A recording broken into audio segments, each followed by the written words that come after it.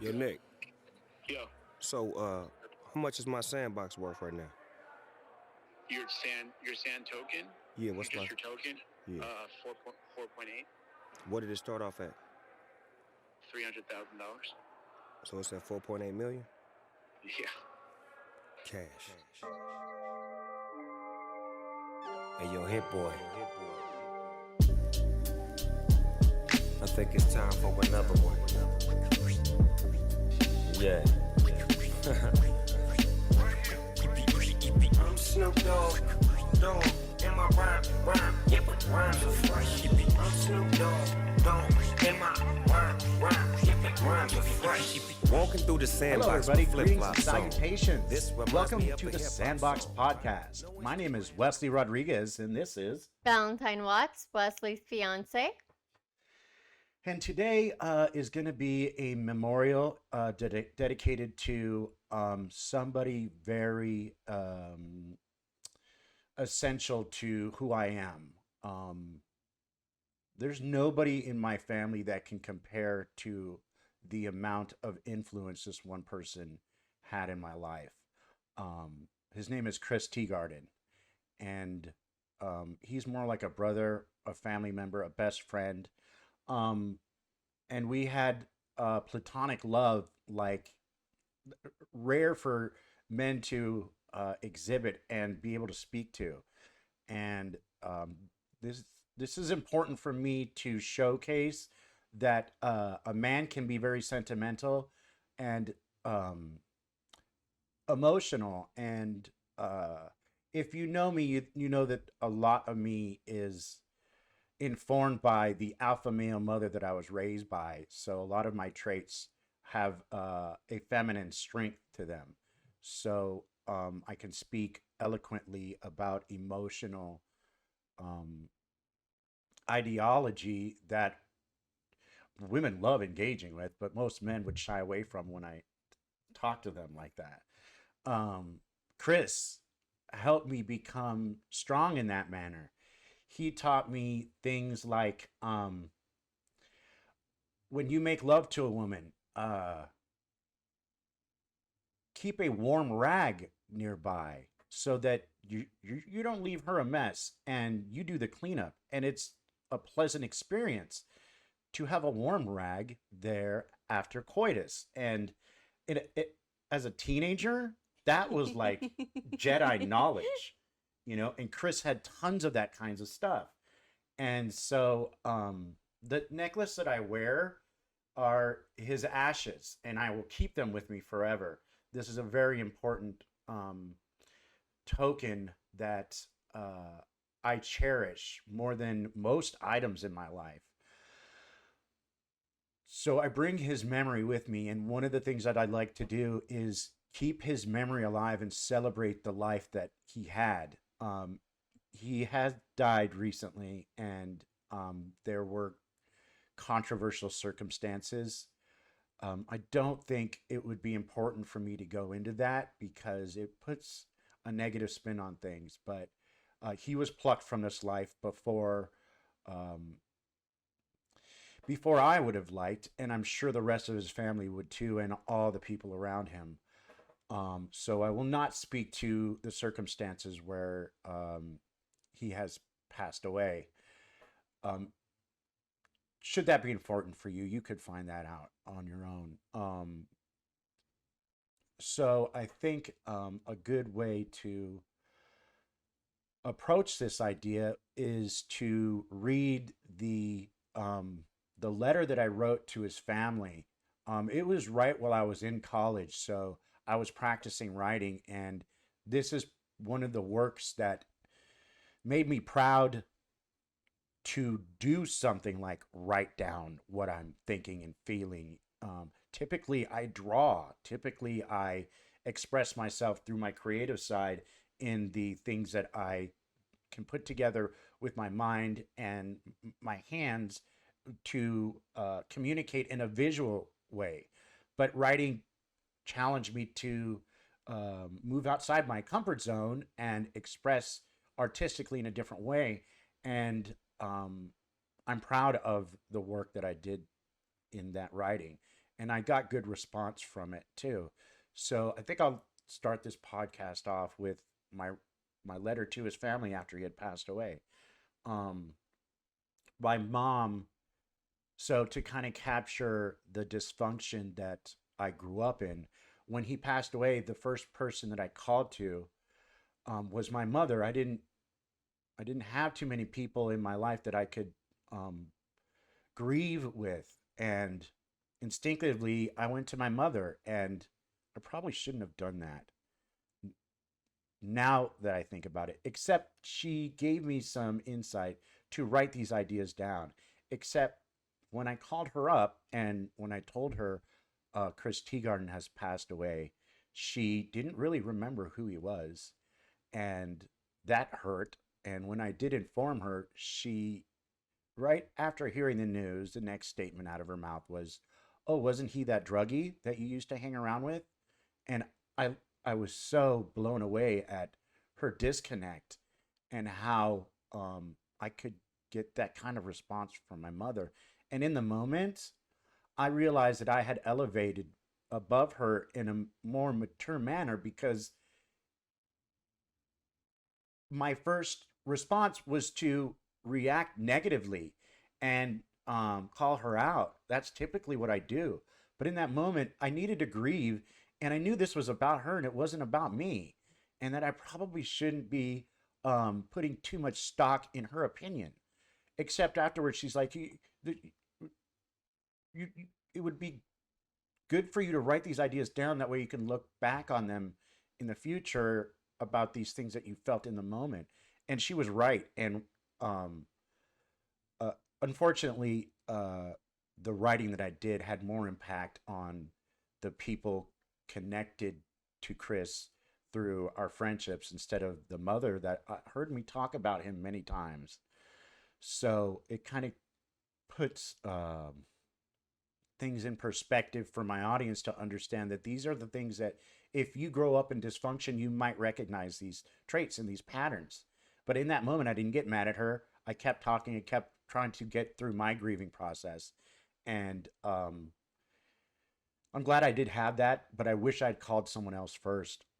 There wasn't anybody for me to call at that point. But when I did put pen to paper, this is the writing that I came up with. So I guess I'll start it off.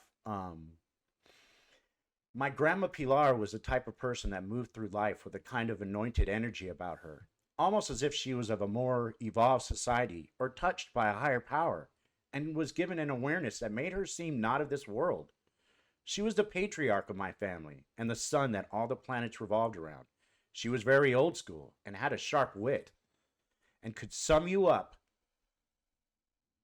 or enlighten you with wisdom and insight that left your head spinning, but grateful that it was her that made your world stop and forced you into a present state of mind so you could accept another perspective without crushing your spirit, and in fact left you feeling more comforted, like the sweaters and quilts she would make, that everyone that had the pleasure of getting to know her had received, regardless of being in the family or a neighbor or a fellow patron at the little mom and pop coffee shop or sandwich shop.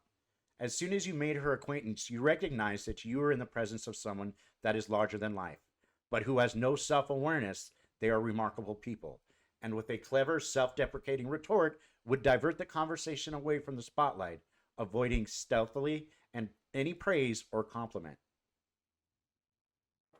I'm embarrassed to admit I never learned Spanish, so the nature of our relationship was like no other, having a huge language barrier.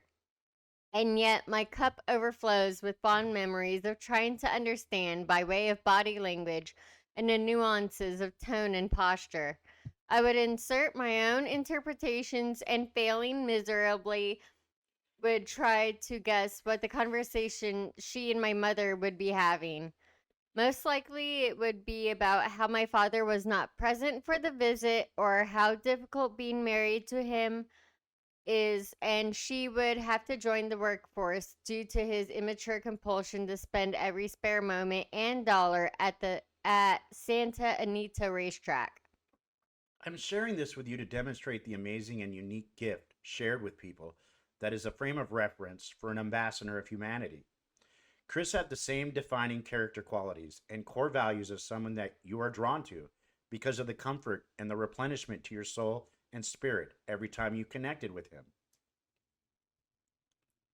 Chris met my grandma, and it was surreal to me, and I appreciated the memory that only few of my circle of friends would understand. The precious significance of the sentiment of showing off the type of person that I admire and respect enough to risk possibly being heartbroken by a friend who would prefer to not be included or have a posture suggesting desire to make a hasty retreat and avoid awkward introductions. Chris had class like no other except my abuelita.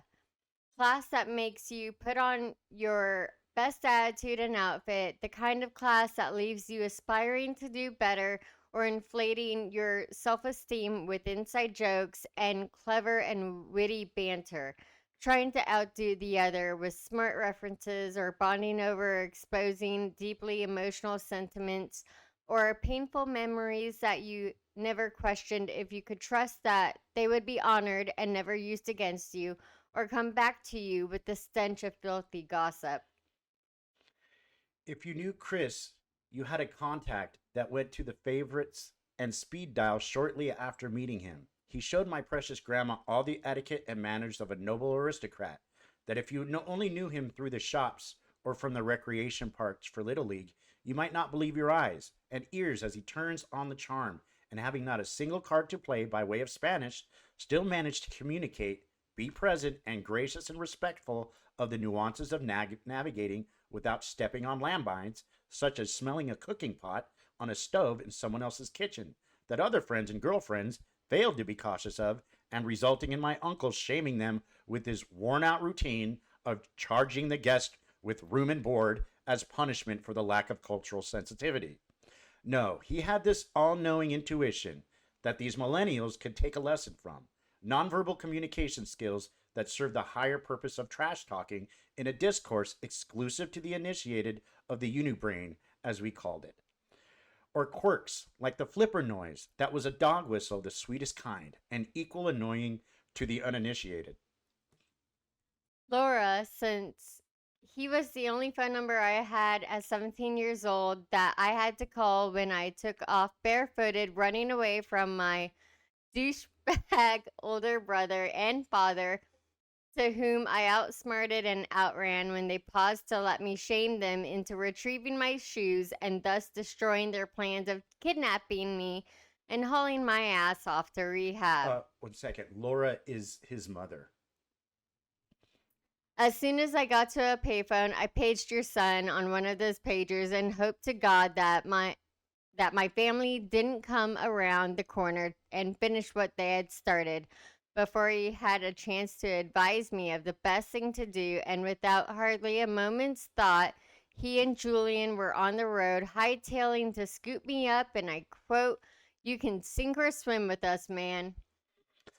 Julian assuring me that this mother of his would take me in and make me feel welcome, I had nothing to worry about. This was where he became my model for manhood, since my father had more interest in gambling on horses and philandering than demonstrating what a man is supposed to be like, and these crucial moments of my formative years ingrained in me and bonded me with these strangers that had found sanctuary and family where they least expected it, and then adopted me right along with them. I grew a value system that was more close to functional than anything else in my dysfunctional history could reference. This morning I am proud to say my relationships with my family are undeniably better as a result of Chris being my friend, and I was compelled to reach out to my mother, and with his spirit alive and manifesting as my mom and I share pain and joy and sincerely connecting as a family should, my mom was so moved by the passion and intensity of the event. Put in my own words, she gave me the gift of suggesting that I transcribe these notions and precious sentiments and fond memories and convictions that bear the signature of my relationship with Chris.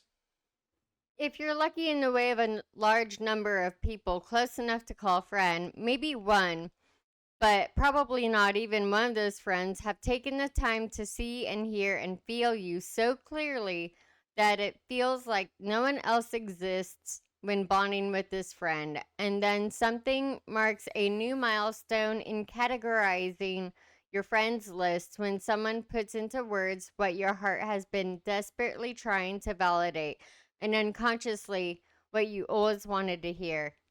The highest credential given to me in regards to my art was by Chris, and any artist will agree it was only from a huge capacity for caring about the purely wonderful nature of people would come a skill to string together a set of words like, I can pick your art out of a pile of artists because I can see your signature in what you draw.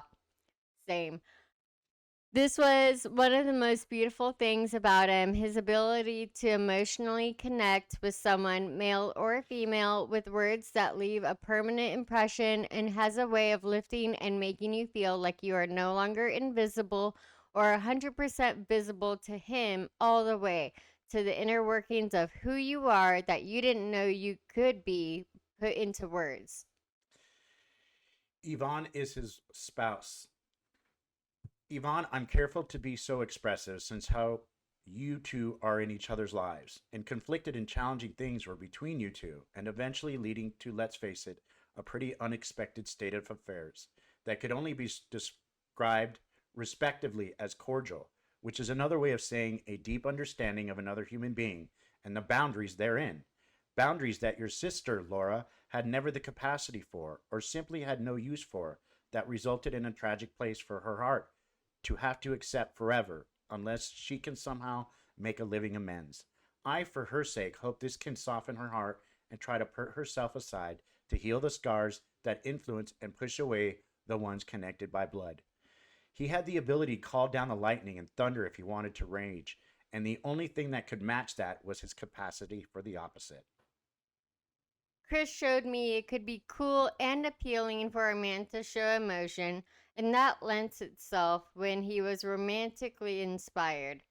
I will respect these boundaries by saying a lot of people will agree that one defining character quality was how far his passion would drive him, sometimes a little too far, but always with love at the core. He taught me to be sensitive and tender with a woman I'm attracted to. Things that speak to the nature of a woman, such as warming the washcloth before introducing it to the lady, or a bouquet of roses being too vanilla and not quite original until dipped in gold paint, creating a reveal that inspires feminine wiles, very reminiscent of Chris's personality. He would make mixtapes, not only perfect for specifically the women of his interest, but also for any environment he is in. Music was something he and I bonded over, and was clearly what made him who he was. From the shop tunes I had every track memorized by, to the piano.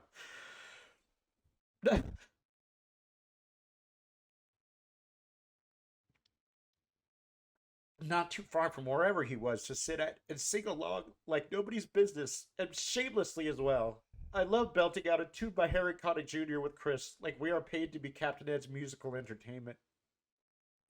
Chris was so great that being of the vigilant and intense breed that can be found stopping and conducting amazing marching formations at the local football field, that it only mattered that I loved music and not the lack of ability to play.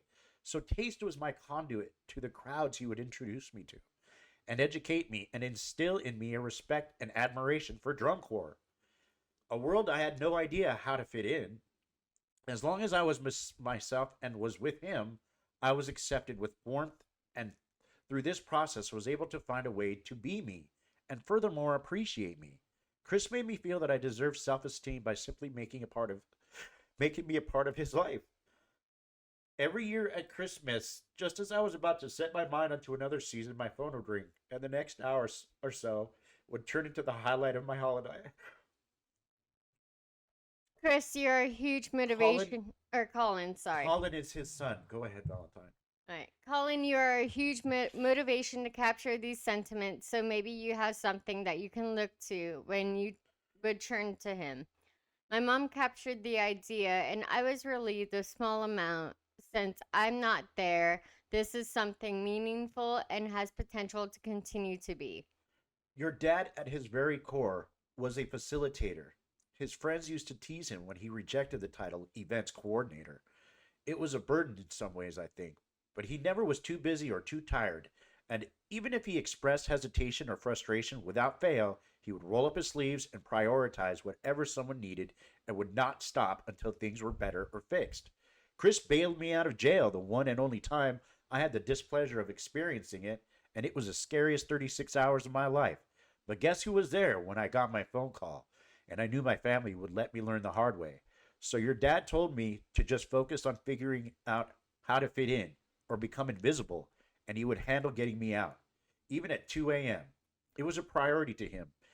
When the taxi dropped me off at the garage, I quickly and quietly found my corner and curled up when a wave of relief washed over me and reduced me to tears of gratefulness that I had someone who cared that much about me. I needed the sleep after the ordeal, let me tell you, and I cried myself to sleep, but I would never forget the lengths that my friend would go in the name of friendship. You will be fine in this, and that may be difficult to see now, but I'm witness to the sheer mountain of lives your dad had touched, and they will make good with what he did by making sure you're doing good. If you ever have any questions or just want to be reminded, I will never be too busy, nor will I let you forget. As a close friend, it is my duty to keep an eye out for you. I'm so sorry for you and our loss, but this too will pass, and so will the pain. At least it will shrink till it's not as loud or stunning. Put me in your files, and whatever you need, I will be there. Mark my word. And I know you will hear this again and again from everyone around you. It may sound strange, but this last year, he and I had so many common things to relate to, and our phone frequency picked up, and now I'm so glad for that. But there was something else just out of both of our attention, but a synchronicity that makes me curious about the things outside of our understanding.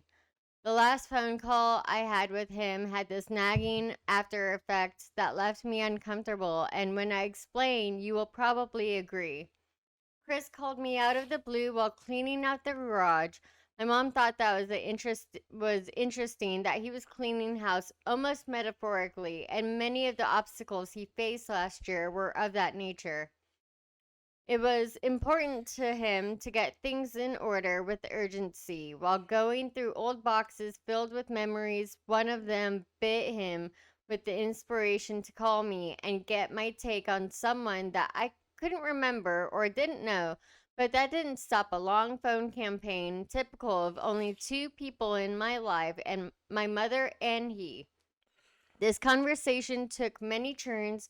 He shared some fond memories of raising his son and the domestic issues that took a lot of effort and took a lot out of him, but he was proud of the commitment he made to be Laura's caregiver. This was of particular interest to me, and was so glad that he and I had this to relate to since I'm currently caregiver to my father. He talked about the Audible books that were important to him to acquire so that his mom had an outlet to turn to, and with good reason, for they are few and far between. He talked about your sister, Laura, and shamefully, I would add my 2 cents worth as a way to stick up for my friend, but he had no animosity. In fact, he had compassion for the fact that he had gone to great lengths to allow for a different outcome that was already set by her without even her awareness.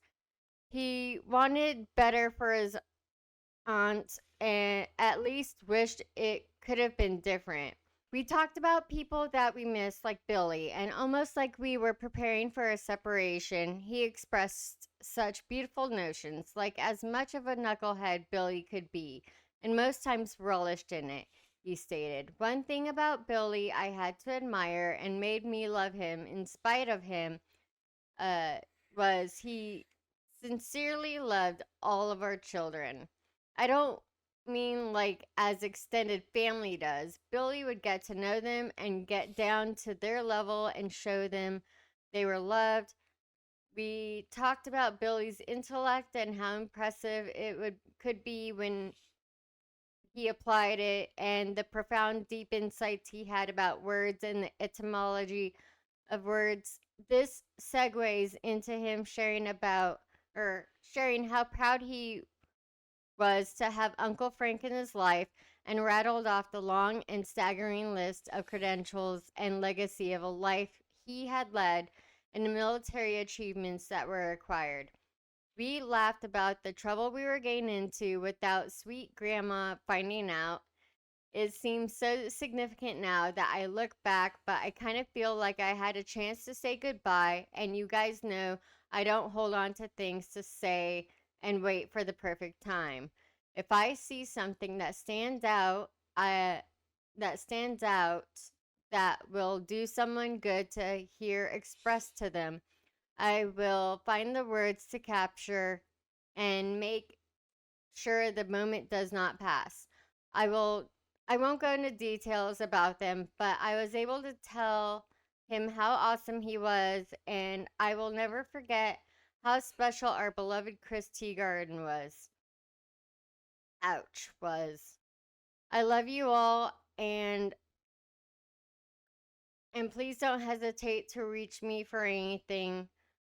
And please tell me how I can pay my respects. It is my honor and my obligation. Okay, so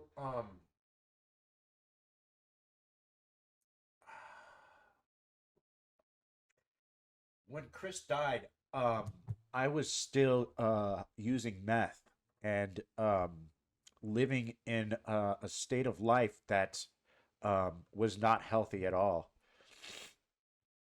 And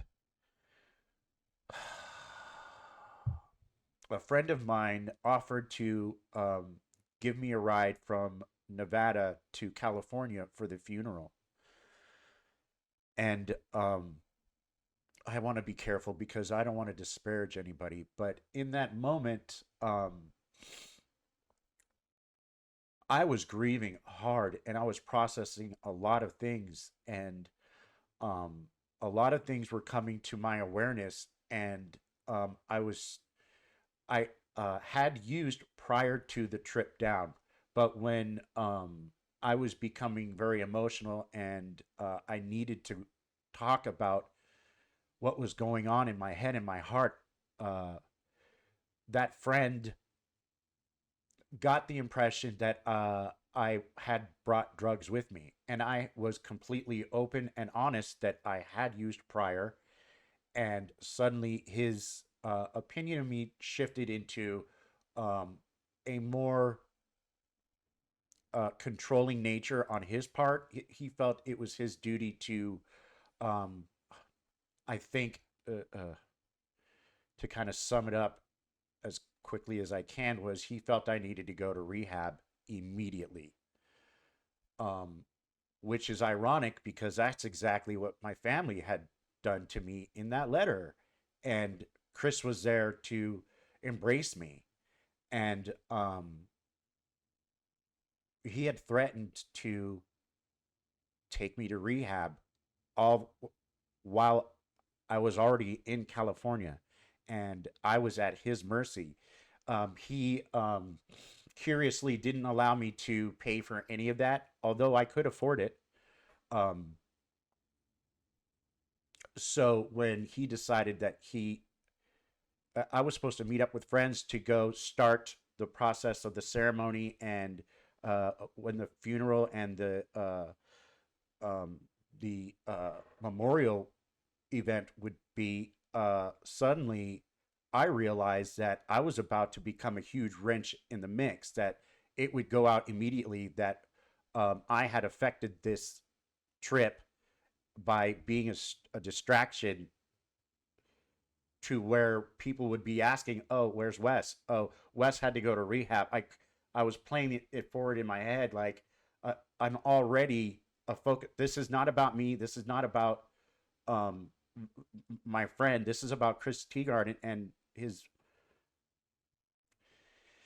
his funeral. And so I had to make a hard decision, and I will regret this for the rest of my life. But I stand by it. I had to spend over $500 on an Uber trip to get me the fuck out of that McDonald's parking lot because I wasn't about to become in the center of attention and cause a big rift in this ceremony. So I will be living an amends for the rest of my life because I felt like I needed to be there. And unfortunately, when my grandma died, I wasn't able to be there for her funeral either. And that carries a huge weight in my soul. Um, these these things in life are important. These trials and tribulations, these rites of passage. Funerals are not fun. Weddings, in fact, aren't fun unless you're like the individuals in there. I mean, but we have to go through these things. We have to incorporate them into our lives and allow phases to happen naturally and not according to someone else's standards. So I spent over $500, and boy, was that a rough 4 hours of being with a perfect stranger with only my thoughts and regrets in my head. Um, but if it wasn't for Chris informing me on the greatness inside me, I knew that the future effect that I wanted to start building towards was to get clean already. And I was getting clean. I am clean today. And I arrived exactly where I wanted to be. I knew I couldn't just snap my fingers and get over the grieving process and become sober and live properly according to other people's standards. I'm going to do this thing called life the way I want to do it. And I want to show other people that you can go through hard circumstances and prevail. And that I'm careful to mention that person's name because I want to keep them at a distance because they were close to me in my circle and they revealed to me a deficit that they have that I can't have around me because I need people who can reciprocate and believe in me and believe in my vision. Um, so I will be playing to you guys clips from my second podcast where I interviewed Chris, and he talks about the things that brought us together, and you get to hear him speak in his own voice. And he mentions people that are very near and dear to us. And to be able to put this production together where I can shine a light into a window that a lot of people will feel like, oh, well, Chris is just a memory now. Well, no, he's not. And I will not let that happen. Chris will be alive. And I will always have this archive. And I will make sure that he's a part of who I am, this show, and this journey that I'm on. Um,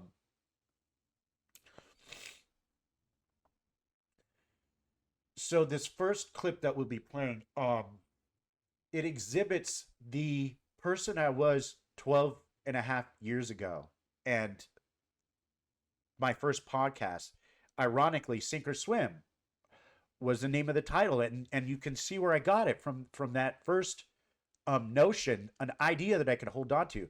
Sink or swim. Well, shit. I'd rather go through hard circumstances with beautiful people than try to suffer from a dysfunctional background that I have no control over how I am seen or respected or treated or believed in. I'm already getting what I want from these people around me. So I'm very proud and pleased to have done that. Uh, I've got at least 4 podcast episodes out of the 38 that I had done 12 and a half years ago that feature Chris and feature him uh, as the person that I will always remember him. So uh, I will also, after we play it, I will speak to how much he has informed me of who I was and who I am today. And I can describe to you specifically the changes that he had applied in my life because I have awareness and I have wisdom now that came as a result of Chris being in my life. So I guess this is a good place. By the way, I'm sorry, Valentine. Do you have anything to say about this? I needed to get a lot of that out, but I would I like can to. tell, because now I want to cry. Um, I wish I'd met him. And hearing, like, because you know that I lost someone dear to me too. I didn't have quite the connection. I had a different kind of connection with him. No, it was not just physical, it was spiritual. We could feel each other's auras from miles away and know that there was something wrong. He was a veteran. He was in the Marines. He went overseas. He did a lot of unspeakable evils that he never wanted to have to face. And it was eating him up inside. He tried to kill himself numerous times. One of the times I was able to prevent. And he finally succeeded in it. And like your necklace, these are not ashes, but this was a gift I actually gave to him one Christmas. And after he died, his best friend did his damnedest to make sure I could get it back because it just meant so much. So, again, while I didn't know him as well as you knew Chris, that feeling, that bond was still there because he was always there for me if I needed it. But yeah, the loss of a loved one when you had no control over it is something that will always kind of like nag the back burner of your brain. It's almost like unrequited love. It does leave that feeling. Like obviously it's very requited. Like you knew Chris loved you, you loved Chris, I loved John. But you weren't done. Yeah, no, we weren't done. Like, because I know that the distance that you guys had, you being in Vegas and him still being in Southern California, definitely left a feeling of longing for that closeness, that bond to be not necessarily reignited, but I don't even know, reaffirmed.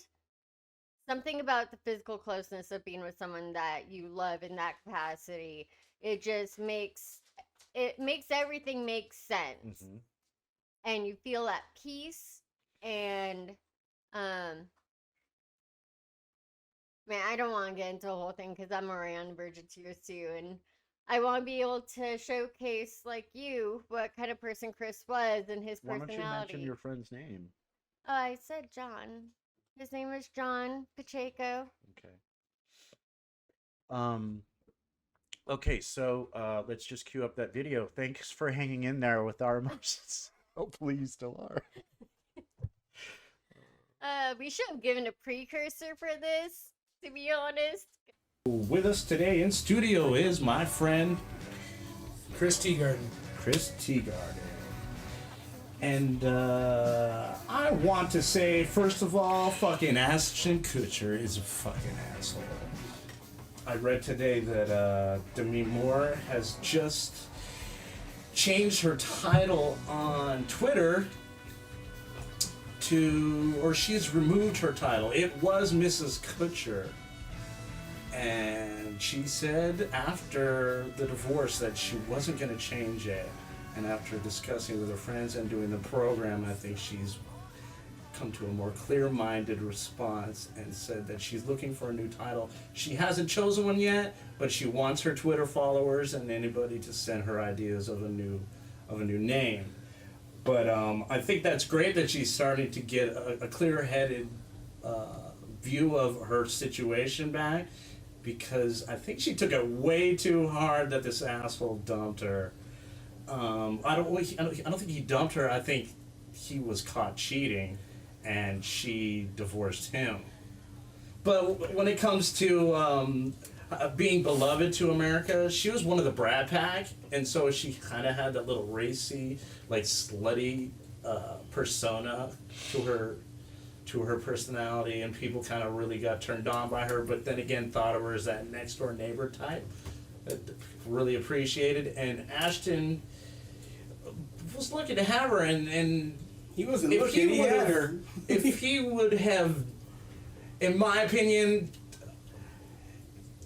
broke up with her and then started his own thing, because I mean it's like a fucking a basketball star. All right, you're super popular, you know, you're with somebody before you get famous, and then you land your career, and then you drop that person after getting caught He cheating. was huge before he got with Debbie.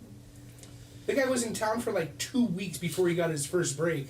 Well, he started out as a Calvin Klein underwear model, so he's always known as that hot guy, and then I thought that was Marky Mark.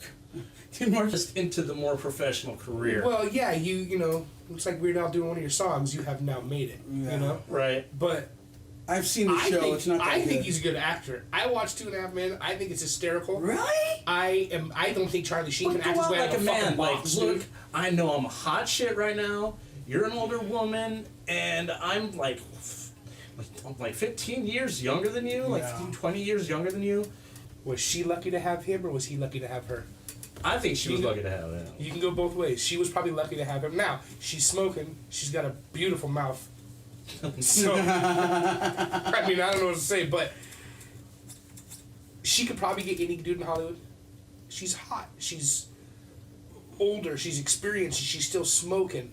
But at the end of the day, that's fucking Ashton Kutcher, dude. Yeah. But you know the general rule is if you take a great actor, let's say, I want to say Tom Hanks, but he was comedy first. You take Tom Cruise.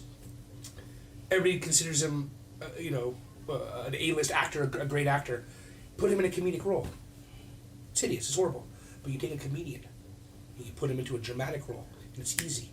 It's easier for him to pick him up because the comedians can embrace the art. They can submerge themselves, because comedy is like, can I do this without cracking a smile? Because I think it's fucking funny, or else I wouldn't be trying to use it as part of my bit. So you take a comedian, and it's much easier to get a dramatic performance out of him. But you take a dramatic actor or some kind of dramatic actor and get a comedic. It's almost impossible to get something that's believable. So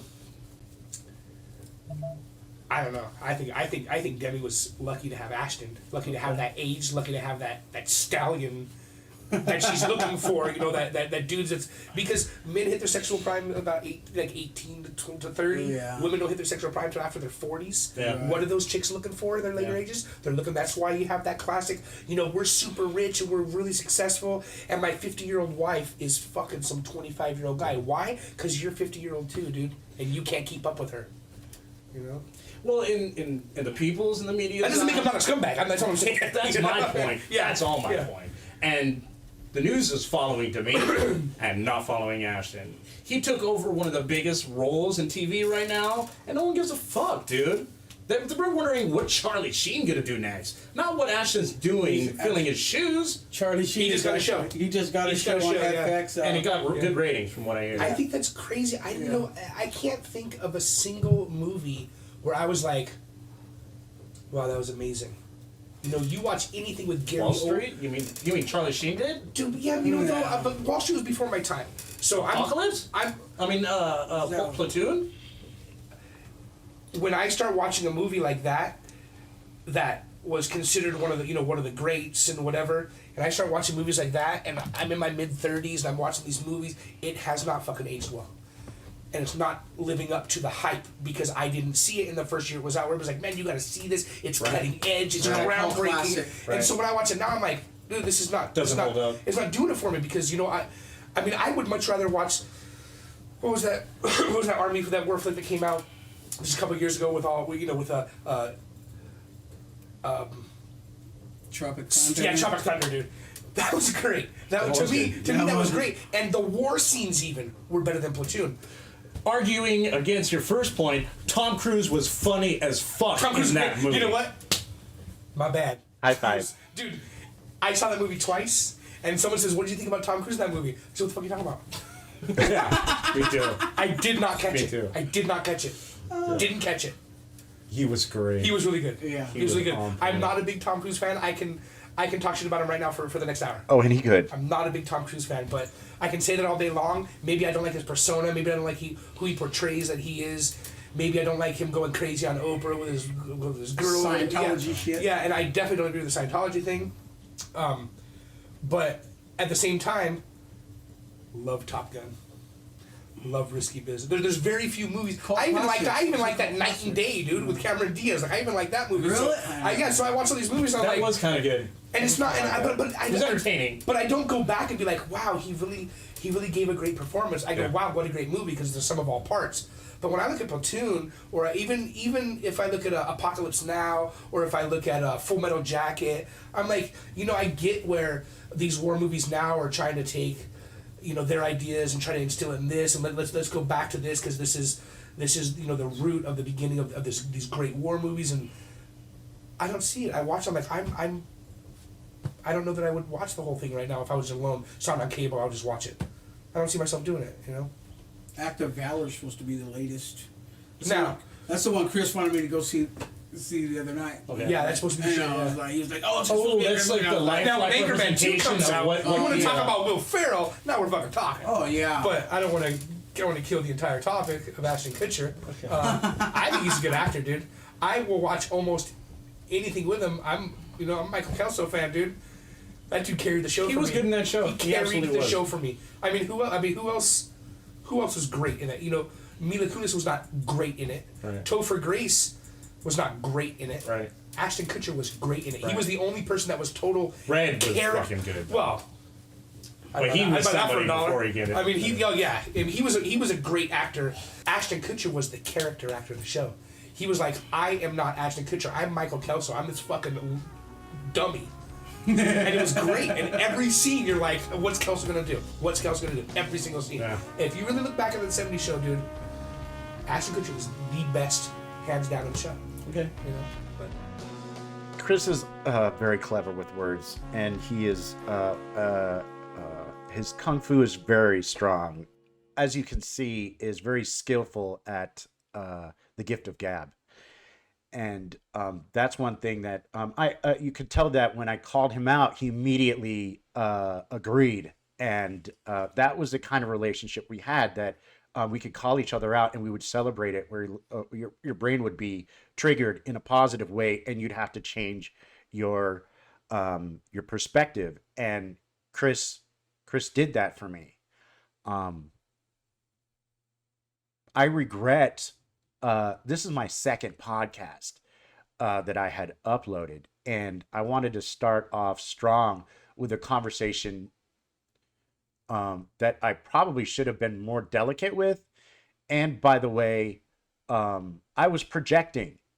I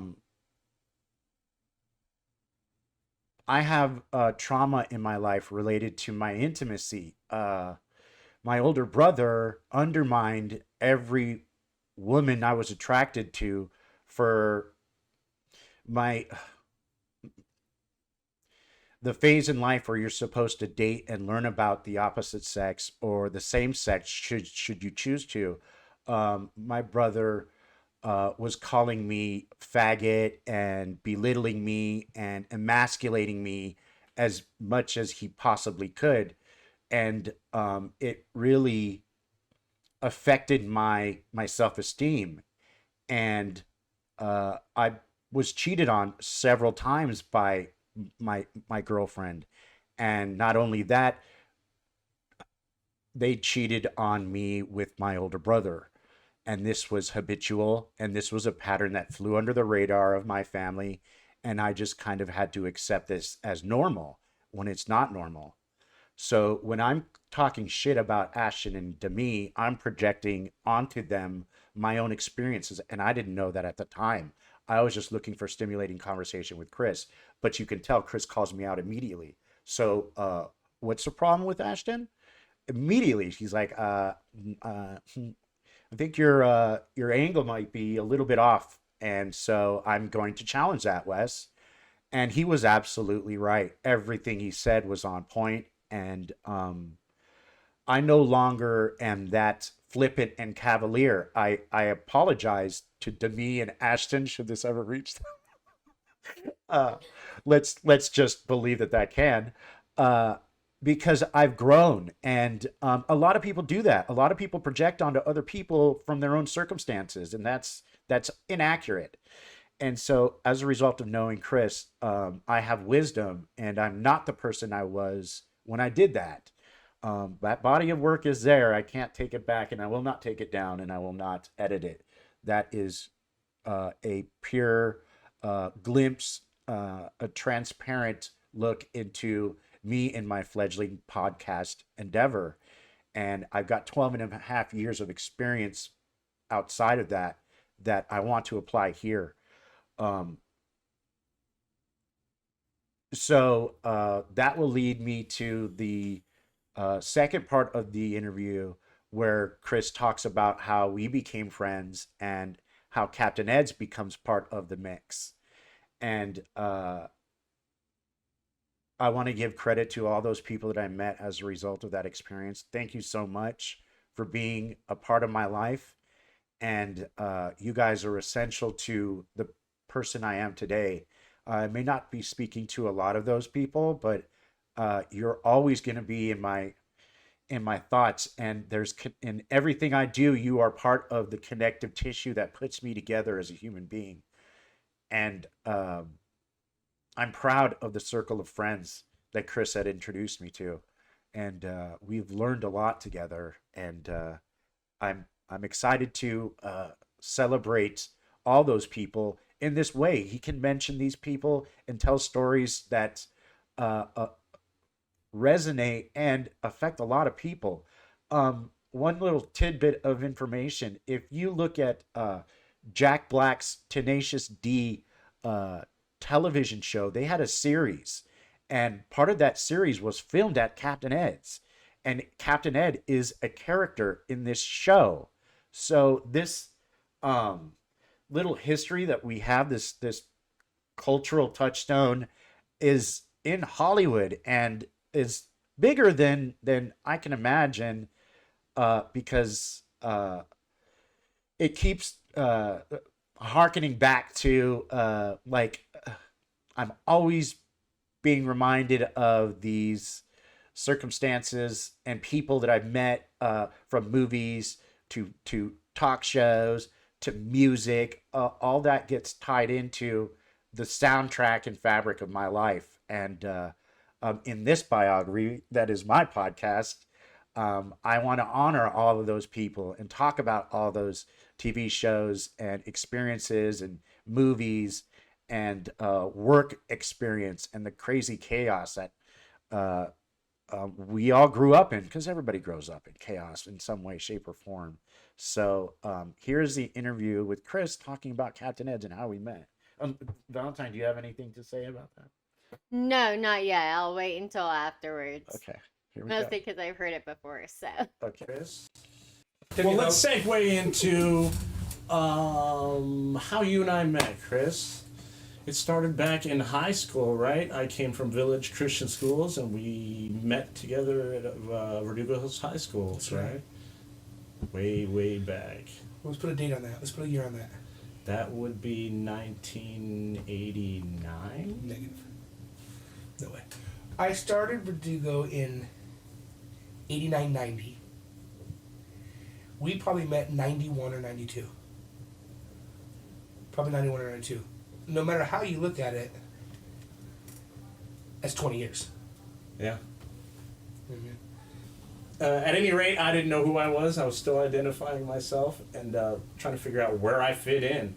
And you guys were definitely a catalyst to help me figure out what's cool to me, what world do I want to be involved with. And unfortunately, it ended up being that one. That one. Totally. These guys are cool. Let's fucking go play hacky sack. Let's smoke a fucking gang of weed. Let's figure out where we can smoke our cigarettes and get high on campus without getting busted. Or how the fuck do we get off campus and get high and have fun? And that brings me to how is it the folklore of Captain Ed's got introduced into the fabric of our friendship? Because when I think of Captain Ed's, that is like a focal I don't think the point. audience knows about Captain Ed's yet. Well, let's bring that up. Let's bring it up. Captain Ed's is the oldest head shop in the nation. Captain Ed's was open. Well, the current owner bought it in '67. It was already a head shop, but we only claimed 45 years. I've been there for 17 years. I'm the general manager and the buyer of the 3 locations. That's what I do for a living. I don't dig ditches. I don't sit in the fucking heat all day. I live in my air-conditioned home. I drive my air-conditioned car to my air-conditioned work. It gives me enough money to support a family and whatever. So that's what Captain Ed's. Captain Ed's is a head shop. Pipes, bongs, vaporizers, shit like that. Don't call it a bong. If you come in, I'll kick your punk ass out. When we went to high school, when you mentioned Captain Ed's, it was really romanticized. Right. It sounded like something. I want to figure out what this is. There's something I can't explain about it. There's some weird notoriety. There's acclaim. There is nostalgia. There is nostalgia. You can't. When I go to the conventions, I hide my badge, dude, because I'm trying to get through the show and I'm trying to get work done, and I can't have people look at my badge and be like, "Oh, Captain Ed's." They want to talk to me for 20 minutes about this story, but I don't have time for this, dude. And it's weird when I go there that there's this weird celebrity, there's this weird acclaim to it, that I work in a fucking head shop and somehow there's this celebrity status in a show. I do not pre-register for shows. I go there, I give my identification and a business card. They go, Captain Ed's, then old dude behind the counter says, give that guy a badge. I don't try to hype up the store. I don't want to try to make it anything it is. I don't want to sound big-headed. I don't want to, be like, I'm the shit I work Captain Ed. There is something weird. There's something that I can't explain. How were you introduced to Captain Ed's? I've always known somebody that worked there since I was a little kid. Always. When I was in, when I was in probably 5th or 6th grade, my buddy Clint worked there. And Clint, he was single and alone. He lived in a camper on the back of his truck, and the truck, he would always park it in front of my house, and he was friends with my parents, and Clint worked there, and that was early junior high school, and I was already smoking weed, so I'd always go there and hang out with Clint or whatever. Ed was still alive then, but I didn't have much conversation with him because he owned a head shop and he had to be careful with the cops, and this was a Reagan administration with the Just Say No campaign, and Ed Meese, the fucking attorney Headquarters to the Grateful Dead. Just commonly thought of as, yeah. And then when Clint still worked there, Ty started working there, and then Clint left, and then I got a job there at 19. Actually, I got a job at the swap meet booth at 19. And back then, they used to sell the roach coop with the feathers on them. oh yeah, I sold some to the same dude, Jerry the Button Man. I sold them to the same guy that Ed bought him from. For 30 years. But I worked the swap meet booth for a year, an opening of the store. Worked the store for a couple of years. The manager had a falling out with the owner. He left. Next thing you know, I got a management position. And this I was 19, dude. I'm 36. Wow. It's a third job. I had a job selling shoes, and while I was doing that, I got a job at a moving company, just for a little gig. And after I left that, my next job was Captain Ed's, where I've been since. Why the fuck would I go anywhere, dude? Yeah. So as kids, we're talking about that place. And we're going down there. And all of our friends that wanted bongs are like, all right, get Chris together. We'll all figure out what we want. We'll go down there. He can get the discount. Yeah, I'll gather all the money in the parking lot, give everybody the rules, what not to say, be cool, Right. Yeah. And we get high there. Yeah. So, I think Chris just went nostalgic for a second there. I did this all the time. So Pause it tell for a us about second, the Valentine. contest. Let's get some urban. The contest is a good place to pause it. I need to speak to the voice that you keep hearing that's speaking up is Marin Flores. He did the first podcast endeavor with me, and we had a falling out, and I have not been in touch with him since. I hope he's doing well. Last time I heard, he was struggling.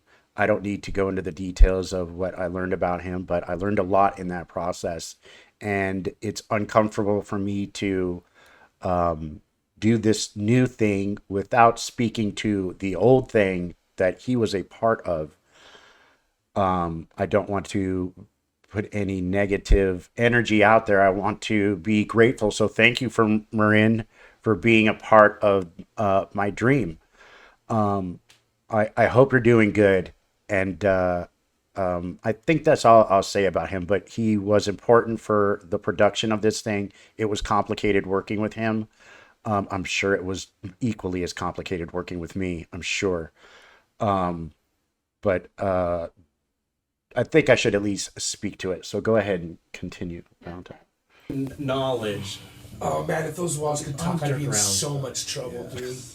I got some stories to tell of my own. Chris got a lot of his friends to work there, so I've got some. I don't stories. hire my friends no more, dude. I don't hire my friends no more. There were a lot of things that go on in Captain Ed's that were like that were I don't know, people were considered taboo, but one thing that we had for a long time, it might have been my fault that ended, but we had a tits and ass contest. And so what we would do is we kept a fully loaded Polaroid at all times. That's thanks to Ryan. If you know Ryan, you know what I'm talking about. I don't want to go into much detail of guys in a relationship. Tits and ass contest was if you show your tits and ass, we're going to take a photo of each. We're going to put your name and number on the back of the photo. We're going to put it up on the wall so that nobody can see your name and number. And it's there for everybody to see. And then every like 5 or 6 months, we would get together, figure out who the winner was, call that person, they'd come down for a prize. That wouldn't fly today. One day I had the great idea of putting all the pictures on the counter and putting plastic over it. And then the owner saw it and thought it was in the face of the children, if parents had children with them, and made me take it off. And it kind of died after that. But yeah, the tits and ass contest was cool. There never really was a winner, was there? Oh yeah, several times. Yeah. Really? I would like to say, I would rather say no, fuck no, man. We were just trying to get pictures, but there was a winner a couple times, absolutely. A couple times. I swear to God. And it's been ongoing for how many Oh, I don't know, years? 20 years. Yeah, every 5 or 6 months of the 5th or 6th year. Every time. Several times, guys came in and saw their chick on the wall and freaked. I know those tits. And that's why I don't want to hire like little dudes, because you'll get rolled over in that store, dude. And if you're not lucky, that store will chew your ass up and spit you right fucking out. It's so true. If you're not careful, man. If you like fucking gnarly hard drugs and realize that you're working at a head shop and you don't have to pay for that shit no more. If you're working late at night at that store, the people that come in there, you get really nervous. There's no other business. Not just nervous, but what if you time. want to be in their world? If you do that, 5 months go by and you're a shell of yourself and you're fucking smoking crack and that store's gonna spit you right out of the boulevard and you're fucked. Yeah. You just realize that you just lost a couple years of your life and now you're an addict. Now you're screwed, Yeah, I'm lucky that way. Absolutely. It's a street element that comes in there, and if you're not familiar with the streets and you know how to survive out there. Well, I was raised around those really- people. Yeah. So for me, it just, reminds me of my youth. Yeah. But, I was a little naive coming there. I remember one night, a guy came in there. It looked like some dude that's visited also prison and knows what it's like to survive in there. And he walked in with his. He was all tatted up. His girl had some tattoos, and she looked beautiful. She looked like a stripper. And he came in, and he was all attitude, and he said the wrong things. And I had to refuse him business. And he got really upset. He started threatening me. He's like, he basically was trying to force me to do business, to sell him product. And there was a pistol at that time Chris had in the back office. And I said, just excuse me one moment. I walked back there, and I slipped in the back of my pants. And I walked out totally cool. And he absolutely knew what was going on. well, yeah, because now he sees, you just went from fear to safe in your eyes. Right. Yeah, he knows that shit. If you did time in prison, you're gonna realize once you see that dude's face, I'm no longer scared. If his girl wasn't cool enough to talk sense to him, like just leave without causing a problem, it might have escalated. But that's not the kind of situation I was ever prepared for going into that kind of working environment. Remember when the cops came there one time, and the cop goes, "Oh, Ryan says, man, because something went down at the head shop," and Ryan goes down there, and he was manager at the time, and Ryan goes, "I'm telling you right now, dude, if I was working when this happened, things would have gone a lot different. It'd have been bad. It'd have been bloody, And cop goes, "Oh, I wouldn't work here without a gun on my hip." Ryan's all, "Can I do that?" He's like, "Yeah, man, your business, your home, your campsite." he's all, absolutely, you know. Ryan's all, but I'm a felon. The cop's like, oh, no, you can't. No, you can't do You that. cannot do that. No. Forget what I said. Yeah, totally. But the cop said I wouldn't work here without a pistol on my hip. Wow. It's totally legal. Yeah. So after that, for a while, I kept my pistol on my hip. I'd hide it, so when I'd open up a case, I'd move my body so they couldn't see it. I didn't want them to feel uncomfortable, but you know, he's scared for a while. But you'll grow up in that store, dude. Now these pawn shops, you walk in there and you see right Same away. kind of thing, dude. You see this. You see it. They want you to see it. Pawn shop They owners want you kill to see it. motherfuckers, man. They want you to see that. Pawn shop owners will shoot you dead. Shoot Yeah. you dead in their store, dude. Yeah. And the cops will be like, right on. It brings me back. I liked working there with Chris. I like Chris being my boss.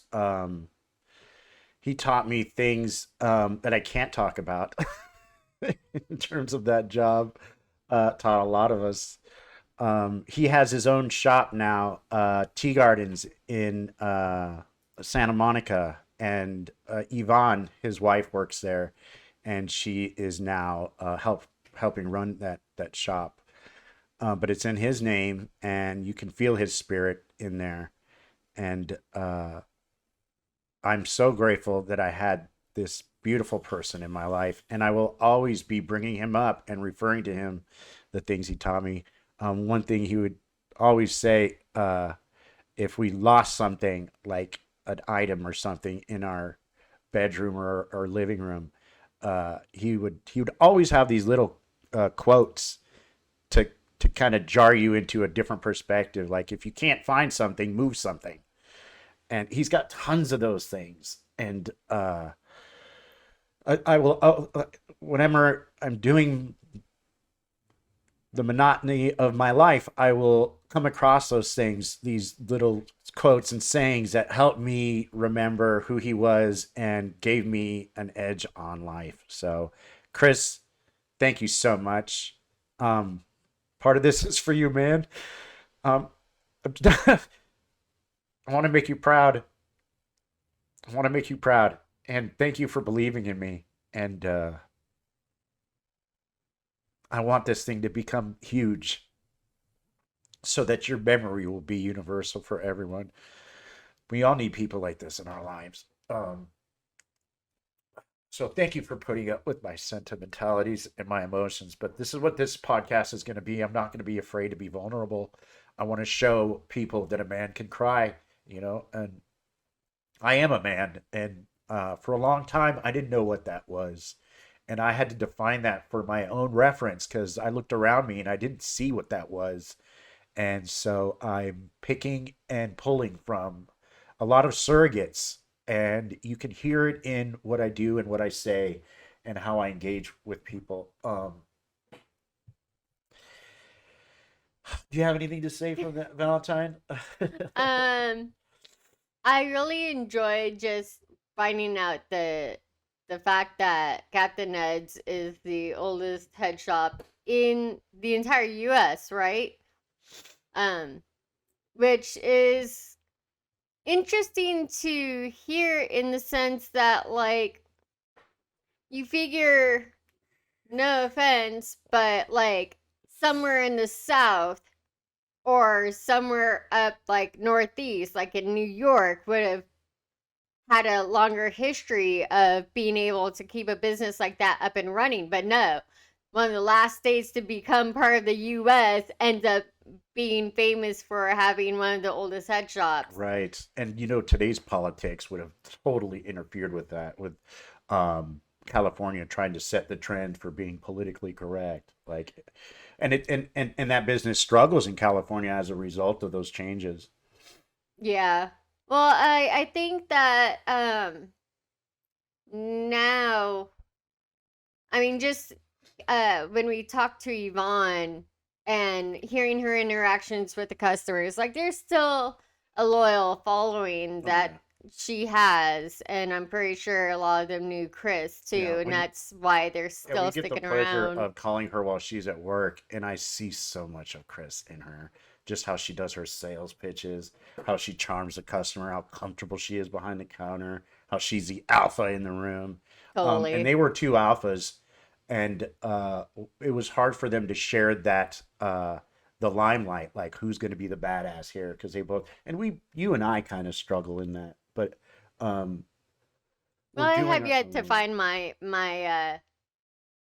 I don't want to say comfort zone, but that's kind of what it is. I have yet to find that thing that really makes me like excited and thrive. So, I'll get there. Yeah, you'll get there. Well, you look excited and thriving today, very much so. So Thank you. thank you for being a part of this, Valentine. So what is next on the list of things to Um play? Well, we're gonna go ahead and stop being so sentimental and mushy and gushy and we're gonna I think we have gaming. Okay. We got some gaming coming up. Let me just make sure. Yes. Yeah, Okay. my buddy Zach was very pleased at the little showcase that we had, and Yes, I loved your comment saying how animated we are. So thank you very yeah, much for thank that. you. For all those who believe in our vision and get excited about what we do, we are just as excited to hear your feedback. Absolutely. All right. Let's see. And now some gaming footage. Fuck this. Fuck this. Withdraw, withdraw! Do you think we're ever gonna change that intro? Cause it's pretty badass. I don't think so. Okay. I like it too much.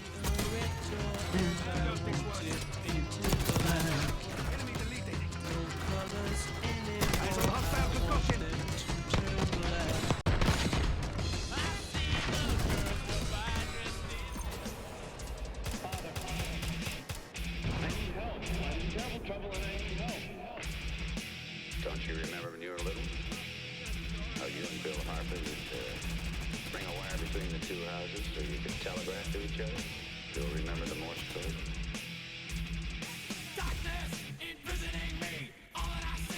I feel very remiss. I wish there was a soundtrack below this. It's gonna be done in post. It's Morse code. Oh, what? SOS. Help. Nice combat act. I thought I was gonna miss.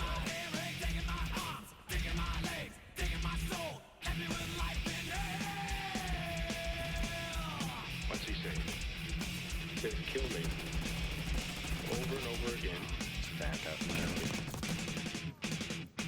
Yeah, honestly, I thought you were gonna die there. Here's a tip to those guys who want to improve their gameplay. Finding doorways and ducking in and out of obstacles is key to getting a jump on people. So you'll see me going in through doorways and jumping in and out. Doing circles around the house.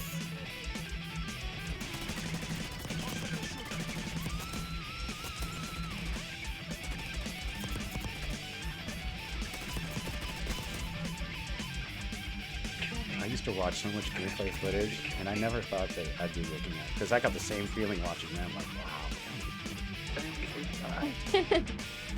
Yeah, Look you at get that combat axe right there. Oh, through the window. What were you saying? you get a lot of like 5 kills or like 4 or 5 kills at least on a regular basis now. So it's really fun to go ahead and put these together. So yeah, you can obviously, when you see a new clip, it's either a new game or it's he's died. Right. But we try and cut out as much of that as possible just so you can see all the actual action. And it gets difficult because there'll be like, you'll have 5 or 6 kills in a row and then you die instantly before the last kill even falls to the ground. Yeah. So I'm like, crap, how do I cut this? Nothing like a 9mm and a cup of coffee in the morning. Good old Mr. Smith.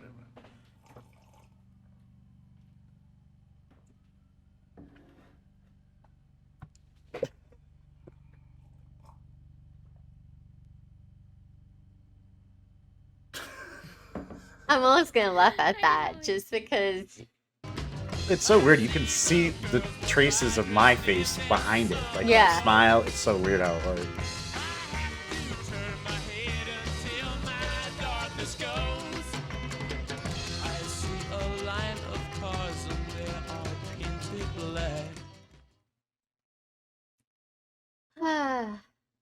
was something I was gonna say after seeing that, but I kind of summed it up during that us just rewatching it, where getting to blend the kills is just getting so much easier. And I'm actually really proud of myself because I managed to put that entire thing together without really any of Wesley's input. Like, I just went ahead and grabbed a bunch of his footage and rewatched every single one individually, found where all the good bits were, and then cut and put it together that way. And then I showed him like the rough copy, and he was very happy. And it was like, okay, now I just have to fit in transitions.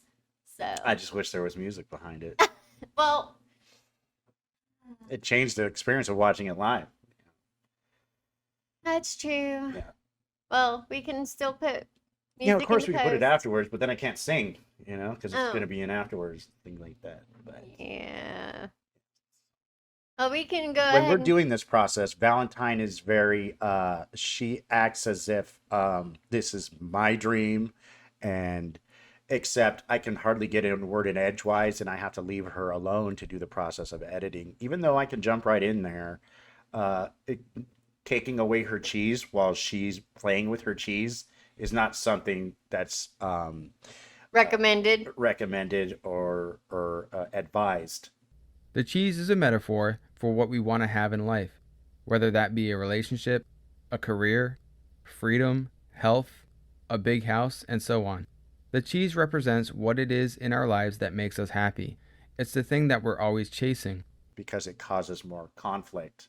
So Well, once I have a we solid. have to learn communication, and that means you need to be more communicative to me, because I do a lot of jabbering, and I Yes, you do, and it gets me a little overwhelmed. And like you give me a foundation to work with, and I'm like, okay, so I'm working on it, and then you'll have a new idea, and I'm like, well, crap, okay, I have to put that on the back burner, or you need it done right that minute, and so it interrupts my process. So I'm like, okay, so it's just things keep stacking up, and I haven't even finished the first thing I was working on. Right. So So she's it getting puts- mad that, yes. that I mentioned music, and then we get left with that experience. And that's our relationship. Post-production. Post-production also applies to relationships. Should you choose to apply it. It's never one and done. You can always go back and work on your relationships. So editing and post-production is important in relationships. Yes, absolutely. So what else is on the docket, my love? Next, I believe we have a couple more Instagram Oh, yes, here we posts. go. Okay, let's play some. Where I am. My dad was woken me up eating ice cream again, and here's Melinda sleeping on the floor. There he is. This is typical. Look at her hair. There's no gray in it at all. Look at him, look how old he is. And she's Remember, just laying these there. are This is earlier closet. ones. Can't get to it without having to step over her.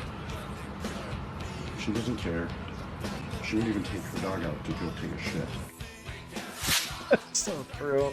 The dog would shit all over the house. She never cared, man. My God. Our first, Hey, what? Wesley's Yeah, first don't music interrupt video. it. This is our songs. What's the matter, Max? My God. What's the matter? Please. What's the matter, Max? My God. What's the matter? Please. You can talk about it.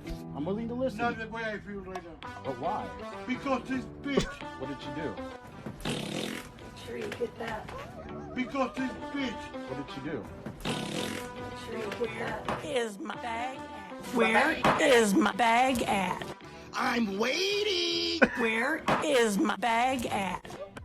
Where is my bag at? I'm waiting. Oh, just shut the fuck up. No, no. No, you better, Melinda. Oh God, what? What can I do? Wesley, there you go. What can I do? What can I do? So, one of the first times that I caught my dad like going ballistic was that moment. This was one of the first explosions I caught on camera. Yeah. And I was outside and I heard them going off. So I just slide the door open, I pop the camera in, and I just start listening to my dad go off. I'm like, "Are you okay? Is there anything? I'm just trying to help, man. I'm willing to listen." And she's just losing it on her, and she's pushing his buttons. Eh, She knows exactly the little thing. I just say one thing, and he goes off the handle. And then he's just like ready to go, like a little spring, just revving himself up. And so, one of the things that I would do, because I had given up on interacting with her and engaging with her, so I would ignore her most of the time she was around, which was a lot. And if she ever said something to me, I would just go, just interrupt her, and she typically would just be disarmed and then just kind of dissolve to like whatever. He's not gonna fucking engage with me. But Yeah. sometimes she would get really This is where the brother and sister dynamic really kicks off. Very much so. Very much so. Yeah, I would be very childish with her because I'm not gonna go. I seen her do things where I want to say the harshest things I can think of, and there were a few moments where I would unleash where I'd had it, and I would dress her down very shamefully, and I would be embarrassed afterwards. Um, but most of the time, I wasn't gonna lower myself to her level, and so I just found it funny to just turn the camera on if she's gonna start being stupid with me. I just raspberry. That sounds so much more enjoyable because what are you gonna do with a toxic human being that's just constantly reducing themselves to the lowest common Yeah, and denominator? how are they really going to react to you just blowing Yeah, raspberries? right. What she did, she was like, make sure you get that, Right, and that she middle flips finger. you Yeah. off. So that's just another day in the life of living with And now I have Mr. hair. You Himu. can see I was bald back then, but Oh, my skin yeah. wasn't as clean and bright. And clearly today I'm far healthier than I've ever been in my life. Unconditional love plays a huge role in that factor. I suggest you all find it in yourselves and then seek it out in your partner and make sure you know it's true. And only until you love yourself will you know that you do. So, is there anything else to play here? Yes, we have our pets, and then we'll have a max clip Okay. to go over. So All right, this well- one is part 3 of our little mini series from the original footage. Bandit and Raven being cute.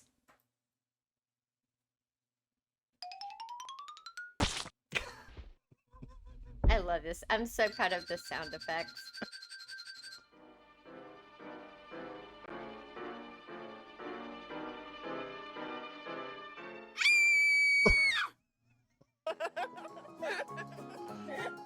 Just kidding. Just kidding, Bandit. So cute. Adorable. I love them. I'm glad we're getting more clips of them recently. They've been more playful again. There was a little off period that they were having. They're good now. They went to rehab. I don't know what this off period is just talking about, but it's cute what she says. Oh, when was the last time that we did They're playing all the time, footage? Valentine. Okay. They're playing all the time. Okay. It's rare that we actually grab the camera in time to capture it, All right. but they're still doing their thing. There's no off period. They didn't take a liaison, Uh, a hiatus. Excuse me. They didn't take a hiatus, Valentine. They still live here and play. Okay. Last one is Max. This one is for anyone who is taking care of their family members who have dementia. Wesley wanted to exhibit like how to talk to your dementia-ridden parent or whatever relative you have on something that's it was a little unorthodox. It starts off with Max. Well, we'll go ahead and play it. You should be able to figure out what it's about. Yes, Valentine went to go get some McDonald's right now. So tell me McDonald's. about the Oh, look at him get underwear excited. that what what is wrong with the underwear that I wear? What is wrong with it? Yeah. Nothing. It's see. Just answer. I'm sorry. Here, let me look at you. Okay. It's, if you go now lost. So the size of the underwear. Yes, Okay. because a little bit too much. You think this? You think the size of my underwear is too small, and you need For a more you. for me. Yeah. So you want underwear that looks larger on you. So you think That's right. so you think the That's what I want. right, but I'm a larger man than you. Doesn't matter because your underwear you fit you good. But if for me, I can not good. Not good. So do you want it to fit larger on you, or do you want it to fit tighter on you? No, larger. Larger. No. So since obviously Give me a second. sure. But I'm a larger man, so I know. and so my genitals are probably larger too. Oh, most Give me a deaf. second, okay? Okay. Most deaf.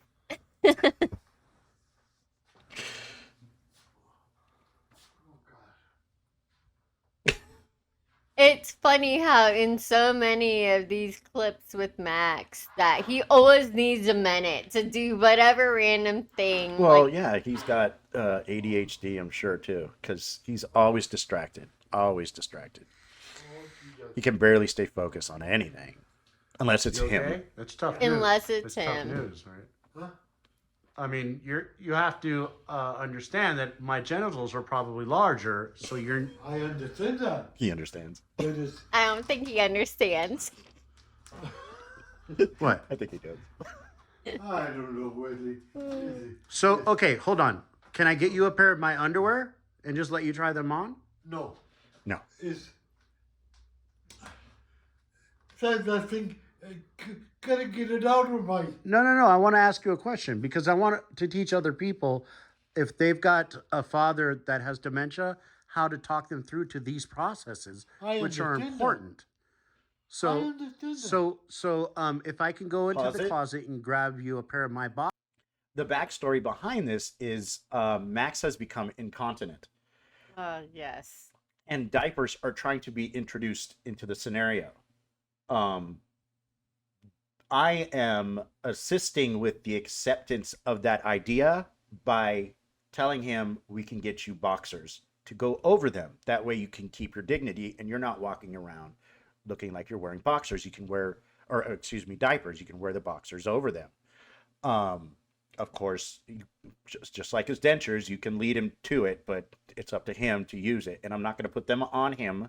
No. He's capable of putting them on Yes. himself. He just loves that kind of attention. So hence this whole interaction here. So I'm trying to get him to accept the idea that, okay, I'll get you whatever you want in these boxers. Just put these damn diapers on, dude. That way I'm not. So here's a typical scenario. I will go use the bathroom, and I have to be heightened in my awareness that if my dad is up and I'm in the bathroom, I've got a short window of opportunity to finish what I'm doing and get the hell out of there, or he's going to go outside and empty his bladder and right outside the door. So one circumstance was me, taking a dump, and I got to pitch this off because I can hear my dad. Wesley, is he? Hello? Is he in the bathroom? Yes, Wesley's in the bathroom, Max. So I'm like, oh no worries. And I could hear him go outside, and I'm like, no. So I pinch it off, wipe, flush, open the door with his back to me, and he's standing right outside the door pissing. And I'm like, Max, no, stop. And I'm like, I just can't. So I go and sit down. So somehow he has the wherewithal to pinch it off and stop the flow of urine, except he doesn't have the frame of mind to put his junk back in his pants. So he then walks back into the room holding his junk outside of his pants and then proceeds to engage with me on what it was that I needed to interrupt him doing. And by that point, PTSD was already setting in, so I needed to exit the room. Lost it at him, and I still have the. If anybody's seen the movie Ice Pirates, there's a space herpy that's in that movie. That's the image that is now stuck in my mind. Like there was a little space herpy climbing out of his pants, and he was trying to keep it, like wrestling it with it.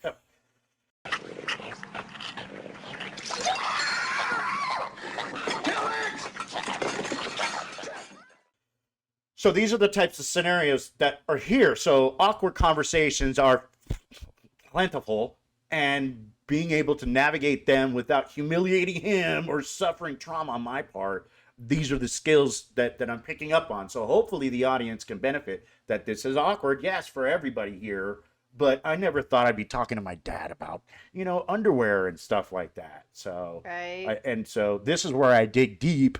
And when I turn on the camera, I can access more patience and I can make it a little more entertaining because I want to show people. This is the Caregiver Chronicles, This is part of the thing that I want to give back is how to help people in need and enjoy the process of it and making lemonade out of lemons. So here we go. Go ahead. You can. Yeah, we'll finish it.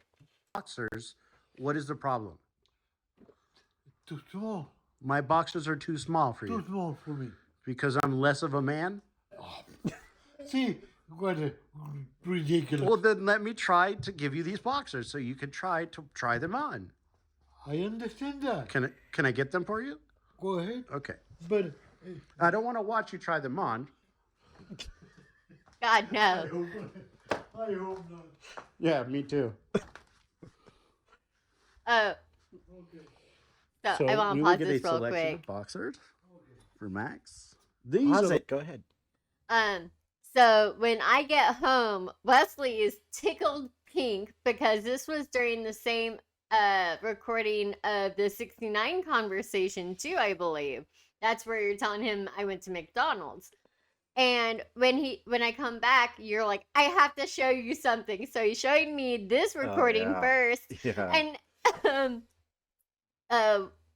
I'll just play it because Wesley makes a comment that I called as soon as I saw what he was pulling out. The ones that I feel like he is talking about, but I'm not quite sure. So Max, here's a pair of boxers. Are these the ones that you describe, or are these the ones that you like?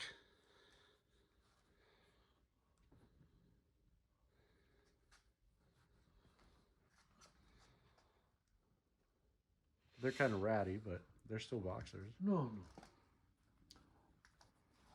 I think I like this. But I don't think it's too small, because I'm way To bigger. me. Well, try them on. Huh? Well, to you, but You're try like them on. almost twice his size. Because what the picture in your mind may not be accurate to what actually happens when you try them on. It's Never mind. dementia. forget it. Forget it. No, try them on. Some right now. Just try them on. All you got to do is try those on. Okay. Okay. So childish. Fantastic. Feels good. Feels Popped good, his right? collar. Yeah. Look at you. So those are the boxers you like, right? Yeah. Are they too small? No. I don't think they're too small either. No. Those are So diapers you were underneath wrong, them too. So they feel comfortable. Yeah. Okay. So I'll get the same size underwear. Yeah. Great. All right. Okay, Okay. good. Awesome. Give me a high five. Ah. All right. So they were ratty, and as soon as Valentine watched that clip, that was the first thing out of her mouth. Was, Yeah, I was like, before I said it, she's like, "Oh, those are ratty," and then I say it immediately, so we had a nice little chuckle. because I've been really good about using the same kind of language, like words that you use that resonate with the images coming up. So when I saw those underwear, I'm like, oh, those are ratty. And then you start laughing, and I'm like, what's so funny? And then next thing you say in the video was, they're kind of ratty. And I'm like, oh my God. Uni brain. Yeah, it's the unibrain. So the unibrain. Oh, thank you for mentioning that. So the unibrain is the first time I did mushrooms with Chris and Julian and Dan and all of our friends. I think Scott was there.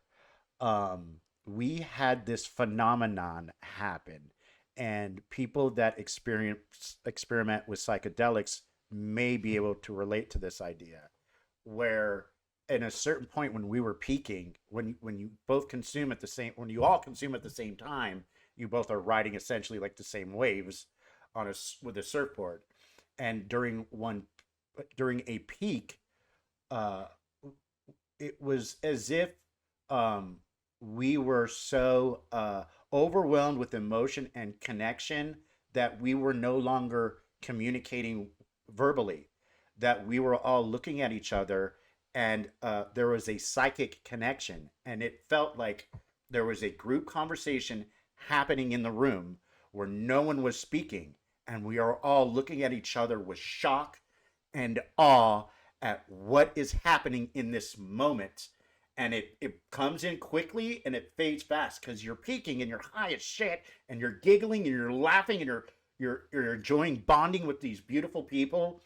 And in that moment, we were thinking the same thoughts and speaking to the same ideas, and we were responding and engaging.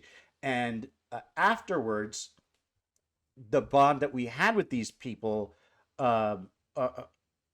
continued to synchronize. There was a synchronicity with each other, and so whenever you have the same, it's another way of saying jinx, but it's more intellectual. When you have like the same idea, or when you're speaking about a subject and someone fills in the gap of the thing that you're trying to pull from, like how did you know that was the word? Like verbatim. Like verbatim. We call that the unibrain.